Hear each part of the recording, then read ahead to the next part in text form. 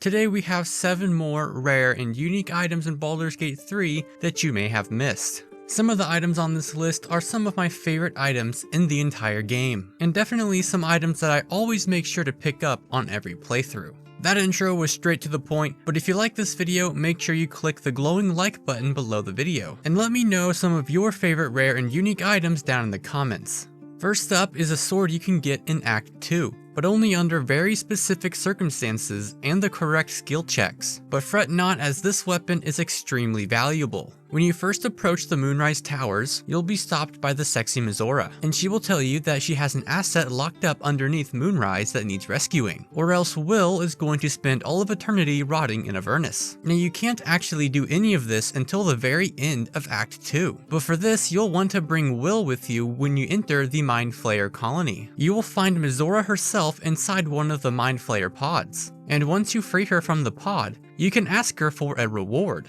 And passing a persuasion check will get you the Infernal Rapier. The Infernal Rapier does 1d8 damage, but since it's made for a Warlock class, you'll never actually use the sword itself. But the Infernal Rapier gives you the Planar Ally Cambion spell, which allows you to summon a Cambion to fight alongside you, which has a lot of hit points and has the ability to shoot rays of fire. The tricky part is that you have to bring Will along with you to the Mind Flayer colony, and you're not able to go back to camp until after you have defeated Merkel. So he will have to fight alongside you the entire time. But I think the Cambion definitely makes up for Will's performance anxiety.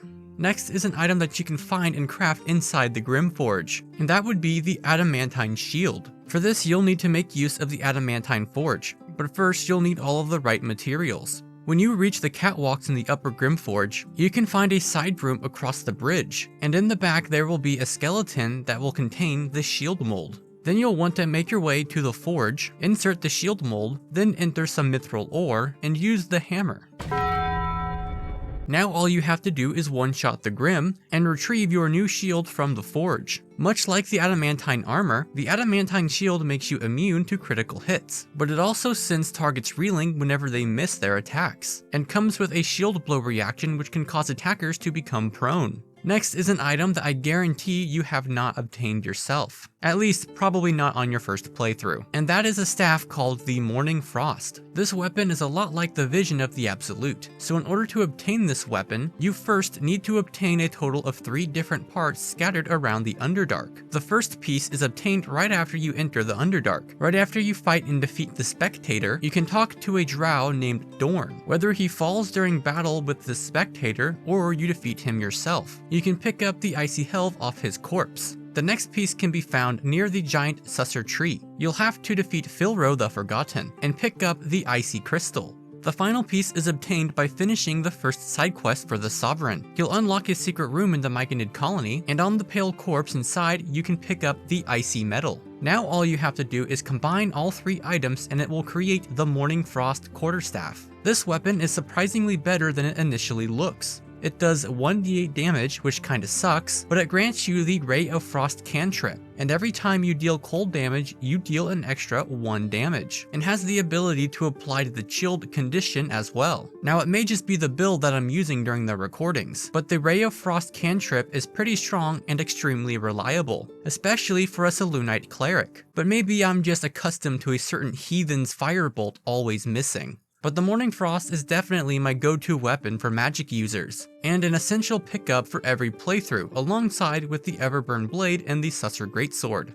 Next is a weapon found underneath the Sorceress Sundries, inside the Sorceress Vault. When you enter the Sorceress Sundries in Act 3, up the stairs and on the left will be a locked door. Lockpicking the door and interacting with the book on the bookshelf will open a portal, leading you into the Sorceress Vault. Once you're inside the vault, you'll either need to solve the puzzle or just use the knock spell to open the Karsus door. And inside the Karsus Vault, you'll find a chest containing the Foe Breaker, which does 2d6 bludgeoning damage and ignores all bludgeoning resistances, which may not seem like much, but it's way better than it initially looks. Next is an item that I believe to be one of the best items in the entire game. The Tharchiot Codex has to easily be the best item in Baldur's Gate 3. It may just be a haunted book, but like they say, knowledge is power. It's what you gain from the book that's valuable. While you're inside the Sorcerer Sundry's vault, you can also enter the Elminster vault by going through the Silverhand door, then the Evocation door, then the Wish door, and pulling the lever to unlock the Elminster vault, or just using the knock spell instead. Inside the Elminster vault, you can find a book called the Tharchiate Codex. When you pick up the book, you will gain the Tharchiate Withering Curse, which lowers your Constitution skill. But if you use the Remove Curse spell, you will gain a permanent condition called Tharchiate Vigor, which grants you 20 extra hit points that resets every long rest. And just as a bonus, if you are still in possession of the Necromancy of Thay book found in Act 1, rereading the Necromancy of Thay after reading the Tharchiate Codex and passing a Wisdom check will give you the Dance Macabre spell, which summons 4 ghouls to fight alongside you. So it's safe to say that this book is definitely worth your while.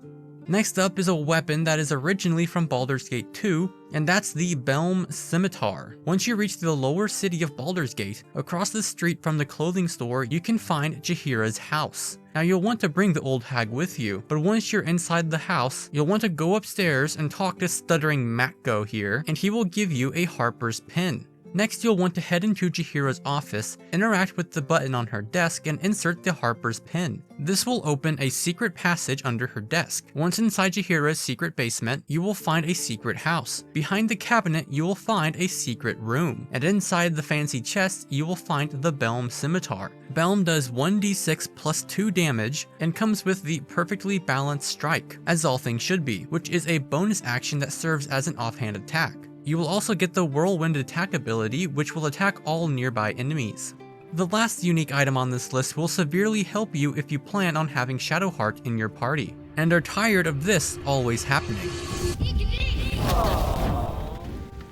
Shadowheart's Firebolt has become a meme within the Baldur's Gate 3 community due to how bad it seems to be. Shadowheart's Firebolt is actually a race-based cantrip instead of a class-based cantrip, which uses her intelligence stat rather than her wisdom stat, and Shadowheart's intelligence kinda sucks. She's kind of a dum-dum. You can actually fix this by picking up the Warped Headband of Intellect, which sets the user's intelligence to 17. This will make it so Shart's Ig Miss finally stops missing every time you use it. You can obtain this rare item pretty much as soon as you start the game. Once you reach the Blighted Village, there is a broken building with 3 ogres inside eating a corpse of an innocent tiefling. You'll have to fight these 3 ogres and not recruit them, and the ringleader will drop the Warped Headband of Intellect, which once again is obtainable as soon as you start the game.